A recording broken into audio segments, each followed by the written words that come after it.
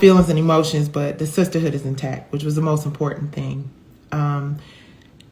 And knowing that this is not something that is different for me. You know, transition in BrownStone has really, you know, it's really kind of synonymous. It's like, you know, on the first album it was Nicci, Maxi, and Mimi, and on the second album it was Nicci, Maxi, and Kina, and you know, then we brought Tisha on board, and each time, and it's funny because I had this conversation with you guys a few months ago where I talked about, you know, I'm the one person in the group who's never had the desire to really leave the group. When Maxi left, before Kina left, you know, there was a half a second of like, well, can we keep this thing going? But honestly, I was just like, you know what? I started acting. You guys, you know, that's when I did the Martin thing and I did the living single stuff. And I was like, you know, getting more into acting and being more like, you know, behind the scenes and stuff. So I've made the decision to put BrownStone on hold until the time came where either Maxi came back to the group or joined the group again, or God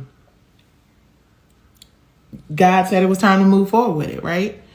So needless to say, Maxi came back 10 years later. She was gone for 10 years. Maxi made the decision to leave. Like, people be like, oh, they left because you blah, blah, blah, blah.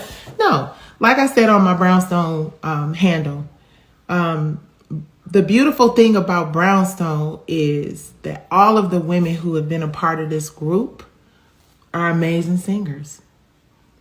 Every woman who has contributed to the BrownStone sound, to the BrownStone vibe, they're just dope ass singers and performers.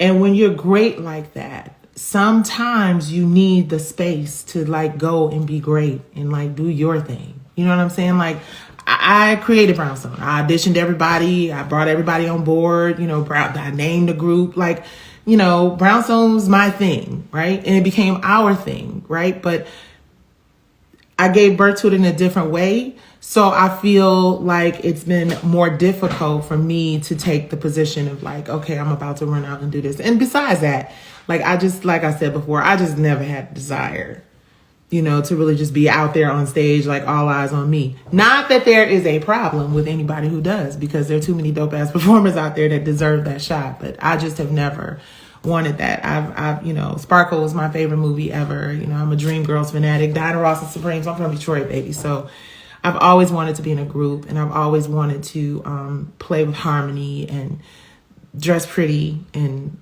you know, baby, listen, what? What's that, Sparkle? Let me show you how I go. Anyway, I ain't gonna do all that with y'all, but y'all know what I'm talking about. Like, I was just enamored by the unity of a girl group, and that's the reason why I put BrownStone together. So all that to say, it had been no secret to me, because I recognize, you know, when somebody feels like they need more, right? I recognize when someone feels like they're maybe being muted and maybe not able to be as free and as dope, you know, as they could be if they didn't have to sort of fall into line of what BrownStone was. And y'all make it hard for people. I'm just gonna tell y'all people.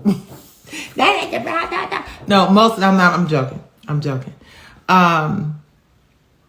It's difficult because there was a foundation that BrownStone laid down that can be a little overwhelming. You know, it's funny, Aaron always says BrownStone is a fast-moving train. BrownStone is indeed a fast-moving train. And it is a group that requires a lot. You know, I was just telling people on the BrownStone Live, hey, everybody, thank y'all for bopping in. I've been lazy as hell. I have been lazy. I have been distracted. I've been distracted with this case. I have been distracted with managing, you know, other businesses. I have just been fully distracted, and I have not been fully invested in the BrownStone brand. But what's crazy, it's not crazy. It's divine order. It's divine intervention. What's divine is that I always felt a guilt for not fully committing myself to BrownStone the way that I knew I should and could, because I knew that Maxi wasn't here. So as I said before, the only time that I've ever not wanted to do this is when Maxi passed away. That's the time I never thought I would ever do it again. I was like, shit is over. It's a wrap. It was the most difficult time of my life, which is why I think about the Migos and I think about, you know, TLC. And, you know, when you lose a group member, it's a different kind. You grow up together. It's a sibling. And Maxi and I were very, very, very close. Very close. Talked to the day before she died. Very close. So it was very difficult for me to find the strength and the energy to move this brand forward without Maxi.